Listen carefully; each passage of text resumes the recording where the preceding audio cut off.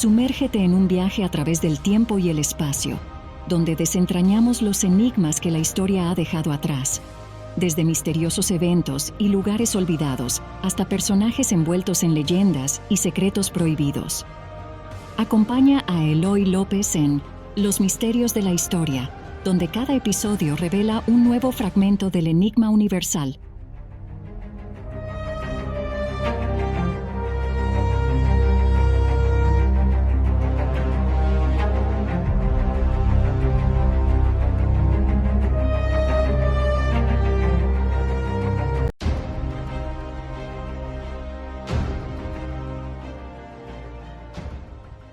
Tras décadas negando su existencia, en el verano del 2013, la CIA desclasificó los documentos por los que se reconocía oficialmente la existencia del Área 51. Ningún otro lugar de Estados Unidos se encuentra envuelto por tanto silencio y protección, ni siquiera el Pentágono. La ocultación de su existencia y el absoluto secreto sobre las actividades desarrolladas en ella han hecho del Área 51 una fuente constante de especulación y polémica. La pequeña ventana abierta en 2013 permitió confirmar algunas de las suposiciones sobre las instalaciones militares secretas más famosas de Norteamérica, pero dejó muchos interrogantes sin contestar. Desde su creación a mediados del siglo pasado hasta nuestros días, se han popularizado todo tipo de teorías sobre lo que allí sucede, desde las que afirman que es el escenario de pruebas de la más avanzada tecnología militar imaginable, hasta las que sostiene que en el Área 51 se desarrollan oscuras armas químicas o se guardan las pruebas de la existencia de vida extraterrestre. La falta de transparencia sobre casos como el incidente Roswell o las sentencias judiciales que impiden investigar demandas de antiguos trabajadores de la base no han hecho sino incrementar el halo de misterio que rodea al Área 51. El gobierno de Estados Unidos alega razones de seguridad nacional para impedir el acceso a la información sobre estas instalaciones y su actividad, pero son muchos los investigadores que no se conforman con ello. Pese al secreto oficial, el muro de silencio que rodea esta zona tiene algunas pequeñas grietas que los especialistas han sabido aprovechar. Lo que se ve a través de ellas es la borrosa realidad de uno de los lugares más secretos del planeta. ¿Escuchas? Área 51.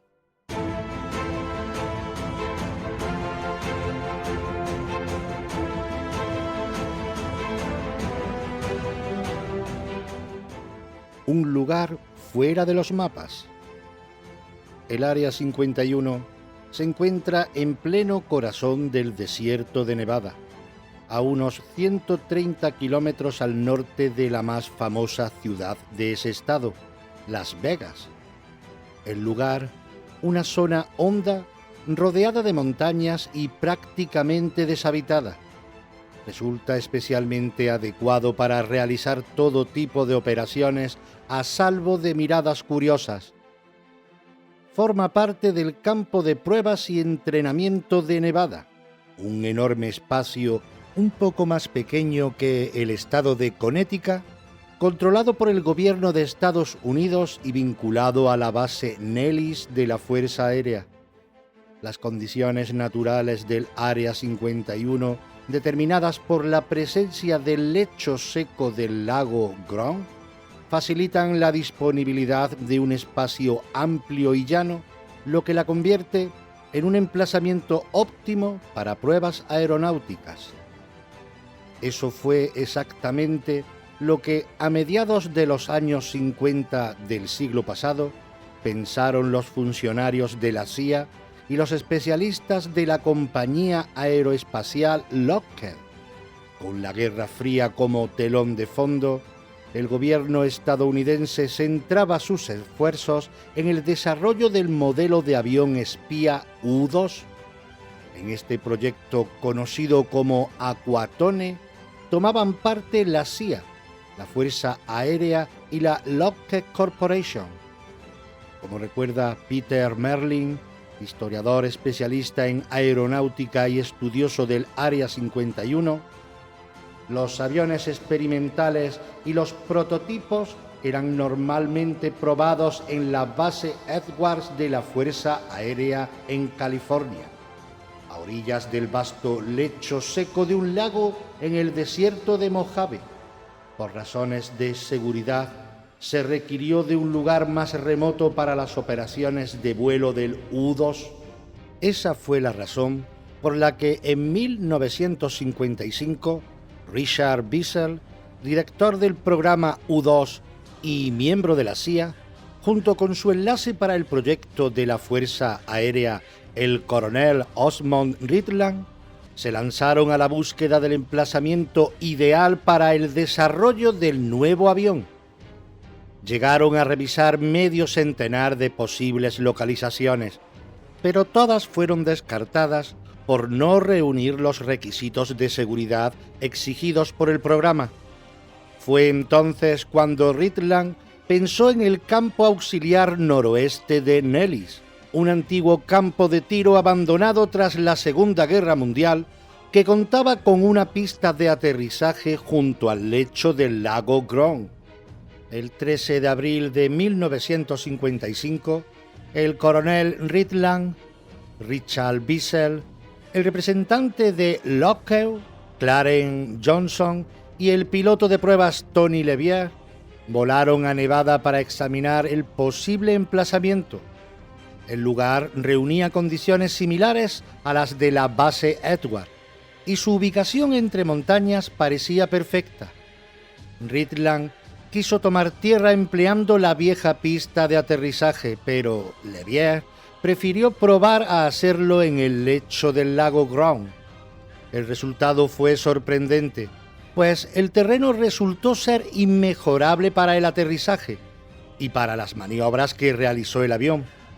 Una decisión fortuita había permitido comprobar las excepcionales cualidades del lugar para las necesidades del proyecto Aquatone.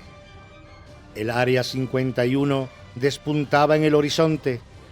Johnson, pensando en atraer a los trabajadores del proyecto U-2, propuso llamar Paradise Ranch, Rancho Paraíso, a la nueva base de la Fuerza Aérea, idea no compartida por los funcionarios de la CIA que la bautizaron como Waterworld High Strip, pista de aterrizaje de la Ciudad del Agua. Pese al nombre oficial, los trabajadores del complejo terminarían refiriéndose a él simplemente como The Ranch, el rancho. Aunque en principio la base no tenía la complejidad que terminaría adquiriendo con el paso del tiempo, las fortísimas medidas de seguridad que han dado fama al Área 51 estuvieron presentes desde el primer día. El lugar, sistemáticamente borrado de todos los mapas, cuenta con los sistemas de protección más avanzados para impedir que nadie ajeno al complejo pueda poner un pie en él. Cámaras, micrófonos y sensores de movimiento se esparcen por todo el recinto y sus inmediaciones, mientras que francotiradores de la Delta Force, la mejor unidad de operaciones especiales del mundo, protegen su perímetro. Los guardias están legalmente autorizados para disparar a matar si lo consideran necesario, y entre su equipo cuentan con sensores térmicos que les permiten detectar la presencia de cualquier persona, tanto de día como de noche, gracias al calor despedido por el cuerpo humano. El control sobre el acceso a la base es absoluto, de forma que solo es posible llegar a ella por medios de transporte autorizados. Para solventar el problema de acceso de los trabajadores del complejo, se ideó un programa de vuelos especiales, conocidos como Janet. un Boeing 737 blanco sin más identificaciones que una franja roja a cada lado del fuselaje, traslada diariamente a los trabajadores desde el aeropuerto de McCarran de Las Vegas hasta el Área 51, dentro de la base de Nevada. Además, sobre la base existe un área de exclusión aérea estrictamente vigilada, conocida como The Box, la caja. Los aviones comerciales no pueden sobrevolar la caja pese a que se trata de un espacio que supera los 1.600 kilómetros cuadrados. La misteriosa desaparición de aviones en esta zona ha hecho que muchos se refieran a ella como el Triángulo de Nevada. Tampoco el acceso por carretera resulta posible, pues estas están cerradas a la circulación de vehículos, exceptuando los autobuses de transporte de los empleados de la propia base. Todo está diseñado para mantener el secreto más estricto sobre las actividades desarrolladas en la base, hasta el punto de que ni siquiera los trabajadores saben con certeza qué se hace en ella. En un espacio cuidadosamente compartimentado, cada uno solo sabe y se interesa por su tarea. La preocupación por controlar lo que entra o sale del Área 51 es tal que ningún material, sea cual sea su naturaleza, puede ser sacado de la base. En esa situación, la gestión de los residuos es cuando menos polémica, pues se acumulan en grandes zanjas excavadas en el terreno para después rociarlos con combustible y prenderles fuego. Incluso varios antiguos trabajadores del Área 51 llegaron a presentar una demanda ante los tribunales estadounidenses porque afirmaban haber enfermado por la exposición prolongada a gases tóxicos en la base. Sin embargo, en 1995, la demanda se desestimó, alegando que la investigación podría comprometer la seguridad nacional. Para evitar nuevas denuncias, el entonces presidente Bill Clinton firmó la ley por la que el Área 51 quedaba eximida de cumplir las leyes ambientales, así como de realizar informes de impacto ambiental en relación con sus actividades. La ocultación y el secreto son parte sustancial de la naturaleza del Área 51, como también lo son, en consecuencia, las variopintas teorías sobre lo que en ella sucede. Desde su creación en 1955, los rumores sobre actividades vinculadas con el espionaje, el desarrollo de tecnología militar o el estudio de tecnología extraterrestre no hicieron sino crecer al compás de las negativas oficiales sobre la existencia del Área 51. La desclasificación con cuentagotas de documentos de la CIA ha comenzado a arrojar luz sobre algunos puntos y actualmente se admite de forma oficial que el Área 51 es una instalación operativa para desarrollar y probar armamento de aeronaves experimentales. Una pequeña parte de la historia de las míticas instalaciones militares ha quedado por fin al descubierto, pero no por pequeña es menos interesante.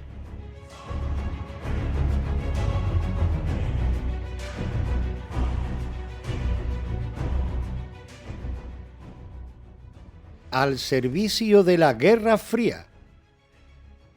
La historia del Área 51 tuvo un punto de partida con el programa de desarrollo del avión espía U-2. Dotado de cámaras e instrumentos ópticos avanzados para la obtención de fotografías, el U-2 se convirtió en un instrumento altamente eficaz en el contexto de la Guerra Fría. Era capaz de alcanzar los 21.000 metros de altitud en vuelo y resultaba especialmente versátil dada su considerable autonomía y su ligereza, lo que le permitía maniobrar con enorme facilidad. Desde su primer vuelo, el 1 de agosto de 1955, se convirtió en el avión militar más eficaz del momento. Si bien el rapidísimo avance de la tecnología bélica pronto empezó a desafiar su poderío.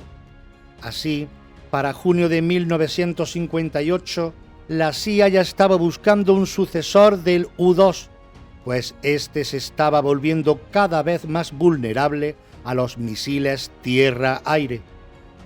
Una vez más, se aportó la solución con el diseño del modelo A-12, un avión espía ultrarrápido capaz de superar los 27.000 metros de altitud y de alcanzar velocidades Mach 3, es decir, 3 veces superiores a la velocidad del sonido.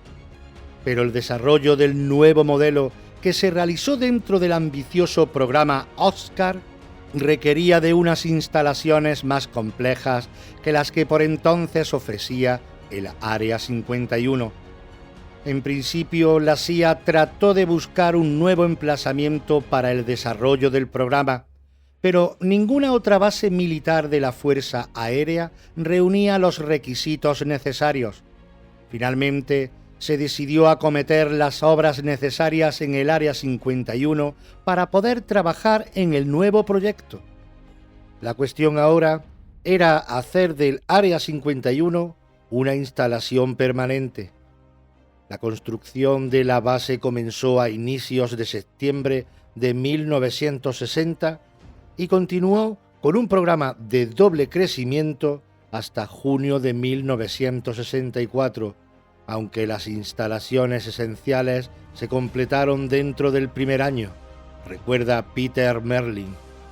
El Área 51 dejaba así de ser una base de pruebas escogida para el desarrollo de un modelo de avión concreto, el U-2, y se convertía en la instalación permanente de investigación y pruebas más importante de la Fuerza Aérea. El programa Oscar continuó desarrollándose en los siguientes años en el Área 51 y durante más de 4 décadas tuvo la consideración de alto secreto. Los papeles de la CIA relativos al programa no fueron desclasificados hasta 2007. A través de ellos se ha confirmado que fue precisamente en el contexto del programa Oscar cuando comenzó a desarrollarse la llamada tecnología furtiva. Este tipo de técnica, más basada en la ingeniería eléctrica que en la aerodinámica, tiene por objetivo el diseño de aviones que puedan escapar a la detección por radar. Aunque sus orígenes se vinculan al programa Oscar, la tecnología furtiva recibió su impulso fundamental en la década de los 70, cuando en el Área 51 se desarrollaron los prototipos Heavy Blue. El Heavy Blue fue el primer avión de ala fija diseñado conforme a la tecnología furtiva. Su llamativa forma triangular, como de diamante, resultó altamente eficaz a la hora de burlar los radares enemigos soviéticos. El modelo fue el precedente directo del conocido F-117A, el avión de combate furtivo que a comienzos de la década de los 90 protagonizó la Operación Tormenta del Desierto en la Guerra del Golfo. También fue en el Área 51 donde en plena Guerra Fría empezó a experimentarse con los primeros vehículos aéreos no tripulados, más conocidos como van o drones. Así, a comienzos de los años 60 se creó el modelo D-21 partiendo del A-12. Se trataba de un avión pilotado a distancia capaz de realizar grandes recorridos y obtener fotos aéreas de alta calidad. El modelo empleado para realizar vuelos espías sobre la China soviética caía al mar y se desintegraba en él una vez finalizada su misión. Junto con los primeros drones, también en el Área 51 se recurrió a la aplicación de ingeniería inversa para atajar el avance tecnológico del bloque comunista. De este modo, en lugar de diseñar nuevos modelos de avión como consecuencia del desarrollo de nueva tecnología, se recurría a la captura de modelos fabricados por el enemigo para su estudio.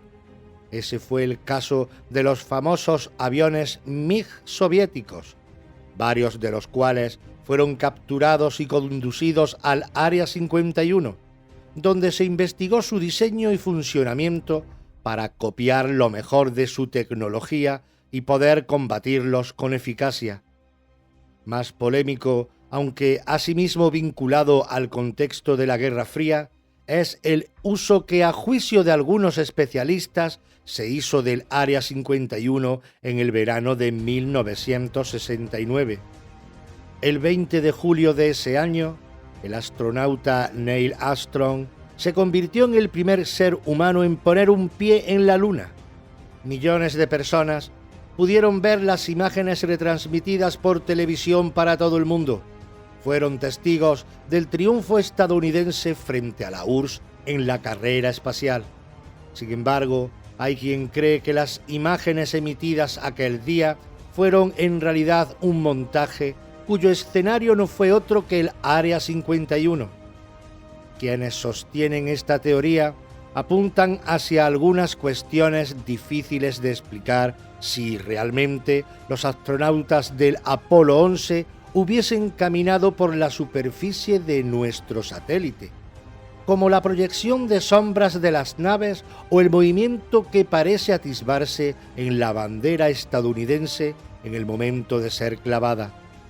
La misión no llevó consigo focos que pudiesen justificar el extraño juego de luces, y la ausencia de atmósfera en la Luna impide la presencia de viento que pudiese mover la bandera. Para los defensores de esta teoría, la simulación filmada en el Área 51 obedeció en realidad a la necesidad del presidente John Kennedy de asegurar el primer puesto de Estados Unidos en la carrera espacial ante la imposibilidad técnica de cumplir su promesa de poner un hombre en la Luna antes del fin de la década de los 60. Aviones espías, tecnología furtiva, tecnologías inversas, drones. Sin duda, buena parte de las actividades desarrolladas en el Área 51, tal y como se demuestra en la documentación desclasificada de la CIA, guarda relación con la investigación en tecnología aeronáutica y armamento militar. La naturaleza de estas actividades, vinculada a la guerra y el espionaje, explica por sí misma la necesidad del secreto que rodea a todo lo que sucede en las famosas instalaciones de Nevada.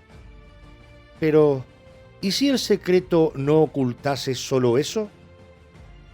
¿Y si la desclasificación de documentación fuese solo una forma de acallar rumores y desviar la atención de los curiosos? Para muchos de quienes llevan años investigando sobre el Área 51, la respuesta a estas preguntas desvela la verdadera realidad del lugar más opaco del mundo.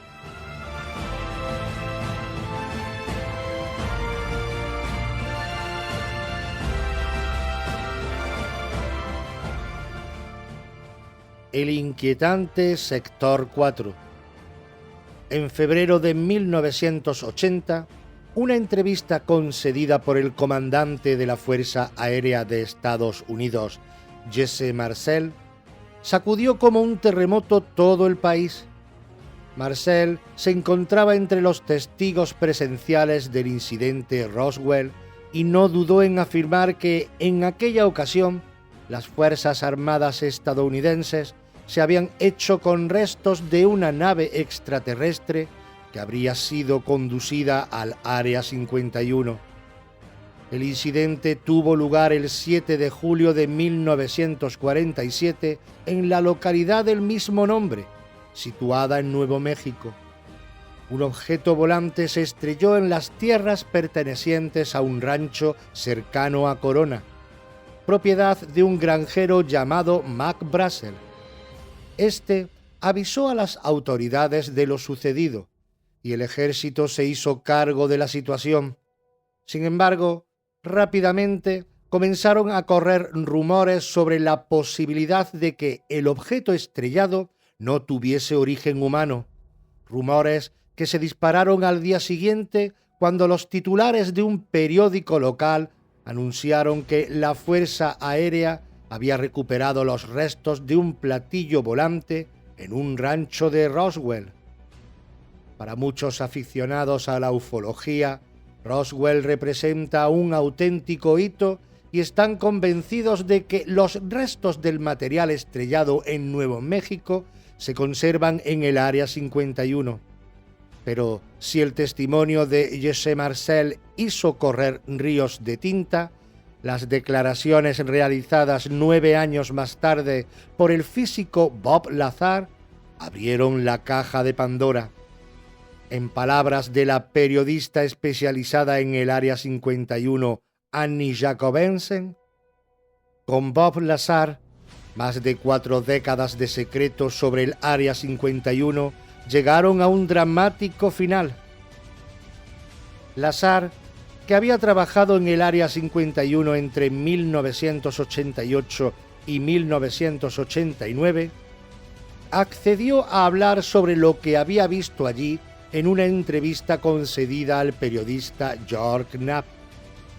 Dado el juramento de silencio al que están obligados todos los trabajadores del Área 51, la entrevista se realizó ocultando el rostro de Lazar y también su identidad. Según su testimonio, en el tiempo en que estuvo allí, pudo ver 9 misteriosos discos volantes en una zona de la base llamada Sector 4 o S4. El propio Lazar había sido contratado para trabajar en este sector, donde, conforme a su versión, se habían construido una serie de grandes hangares diseñados para confundirse con el paisaje del desierto. En ellos se guardaban celosamente las naves que carecían de remaches o tornillos, de manera que parecía como si hubiesen sido fundidas y solidificadas en un molde. Nada en ellas recordaba a la tecnología conocida. Estaban propulsadas por un reactor de antimateria y empleaban como combustible el llamado elemento 115, es decir, un umpentío. Lazar incluso habría alcanzado a ver una prueba de vuelo y, según afirmó, las naves flotaban en el aire emitiendo al tiempo un extraño resplandor azul. La publicación de las declaraciones de Lazar se vio envuelta en la polémica desde el primer momento, pero también provocó un masivo interés por la posible relación del Área 51 con los fenómenos ovni. Cientos de aficionados y curiosos comenzaron a apostarse en las colinas que rodeaban a la base de Nevada con el deseo de vivir un avistamiento. La respuesta del gobierno no tardó en llegar y al poco tiempo se adjudicó a la Fuerza Aérea 2000 nuevas hectáreas en la zona que incluían, por supuesto, las colinas. Las declaraciones de Lazar no habían sido el único combustible de la polémica. A comienzos de los años 80 ya se había destapado un asunto relacionado con el incidente de Roswell que muchos continúan considerando revelador: la publicación de los documentos del Majestic 12. Dichos documentos procederían teóricamente de los archivos nacionales de Estados Unidos y en ellos se recogería la creación de un grupo secreto auspiciado por el presidente Truman. El grupo llamado Majestic 12 se había creado en 1947 a raíz del caso Roswell. Integrado por científicos, mandos militares y funcionarios gubernamentales, el Majestic 12 se habría encargado de investigar la actividad ovni y tendría su base de operaciones en el Área 51. Los documentos fueron confiscados por el FBI, que después de investigarlos, los declaró falsos. Lo fuesen o no, cuando volvieron a salir a la luz, lo hicieron censurados. Pese a los esfuerzos del FBI, los rumores y las especulaciones sobre Roswell y el Área 51 prosiguieron. y los testimonios de personas que afirmaban haber visto luces inexplicables sobre el cielo de la base crecieron de manera vertiginosa. ¿Podrían explicarse tales fenómenos por las secretas pruebas de tecnología aérea realizadas en la base? Probablemente sí, pero la intensidad de los rumores llegó a tal punto que en el año 1994 la Fuerza Aérea hizo público un informe oficial explicando lo sucedido en Roswell. Según dicho informe, los restos de material recogido en el rancho de Nuevo México no tenían nada que ver con los extraterrestres, sino con las pruebas vinculadas a un experimento de alto secreto relacionado con la Guerra Fría, el Proyecto Mogul. El objetivo de este era recabar información sobre las posibles pruebas atómicas realizadas por la URSS. Con tal fin, se desarrollaron unos globos aerostáticos capaces de detectar indicios en las capas altas de la atmósfera de explosiones atómicas ocurridas en el suelo soviético. Lo que se estrelló en Roswell el 7 de julio de 1947 fue uno de estos globos y solo se recogió material procedente del mismo. Pese a la convincente explicación oficial, la especulación sobre los experimentos con tecnología alienígena no desapareció, por lo que 3 años más tarde, en 1997, la Fuerza Aérea emitió un nuevo comunicado. En esa ocasión, además de insistir en lo mismo, se añadía que en Roswell no se habían recuperado cuerpos de alienígenas, un asunto sobre el que en 1994 no se había dicho nada. Los únicos cuerpos recogidos aquel julio de 1947 habrían sido los de los maniquíes de pruebas amarrados al globo. Maniquíes para detectar radiación. Esa es la explicación oficial. Frente a ella, en 2004, el biólogo Dan Burisch, ex trabajador del Área 51, no solo corroboró las declaraciones del azar, sino que afirmó con rotundidad que en el sector 4 había cuerpos de extraterrestres. La polémica sigue, pues, abierta.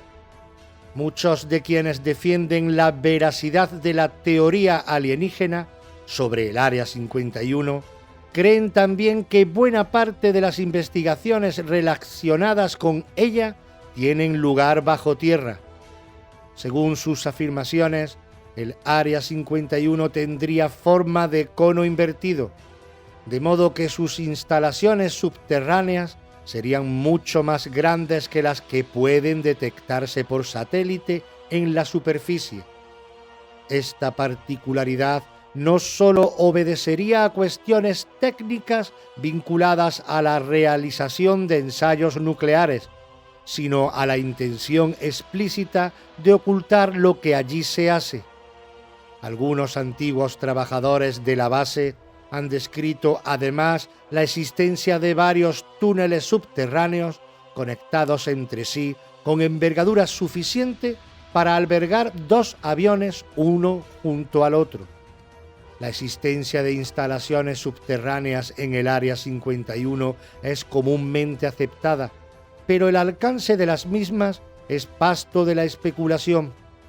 Hay incluso quien cree que la base sería el punto central de una red de instalaciones subterráneas repartidas por todo el país y que permitiría transportar material secreto en trenes capaces de alcanzar velocidades Mach 2. Borrado de mapas, exención del cumplimiento de leyes, desarrollo de tecnología espía, investigación sobre armamento, instalaciones bajo tierra, pruebas de la existencia de vida extraterrestre. El Área 51 es fuente de toda clase de teorías, pero ¿son estas fruto de la combinación del secretismo más absoluto con la imaginación? ¿Se trata quizás de rumores interesados para generar una cortina de humo con la que ocultar lo que en verdad se hace? ¿O responden verdaderamente a los hechos? Sea cual sea la respuesta a estos interrogantes, solo una cosa es innegable, que a día de hoy sigue siendo imposible saber con certeza qué sucede en el interior del lugar más secreto del planeta, el Área 51.